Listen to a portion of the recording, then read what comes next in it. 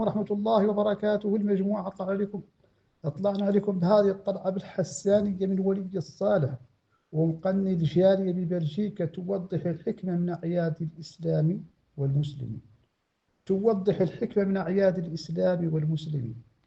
تعرف علاش حتى وعلاش نوخوا زكاة الفطر لا من الطعام المعاش.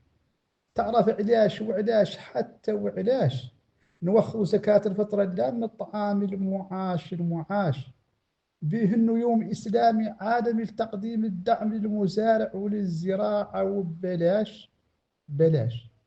وبذاك نضمن الروس نولهم الأمن الغذائي وبلا حنوش شفينا وحناش. وتم العمل في الحيثة قايم وزين، واللي بقى ماله اللي جاي يعيد الفطر دور ينحاش. وكيف ذاك عيد الأضحى للمنمي ما خال أكشي مالك اللي وراك أمة تعيش ولا تعرف التخشاش. ما لا تبقى عندك أضحية واحدة والدورة تحب أيدك وتبني القصور اللي ما فيها غش وتغشاش. هذا هو السر في أعياد المسلمين، يوم مقدم للأمن الغذائي وتوفير العمل المعاش.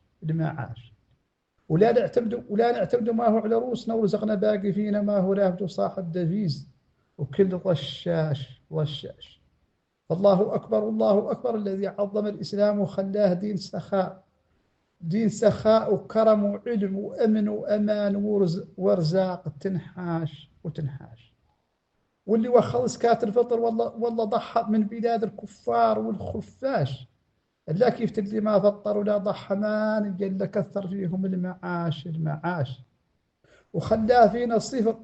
واللي بيه لا جهل وضعف الإيمان وقلة الحكمة ومشيش حتى ومشاش. والسلام عليكم ورحمة الله وبركاته. المجموعة.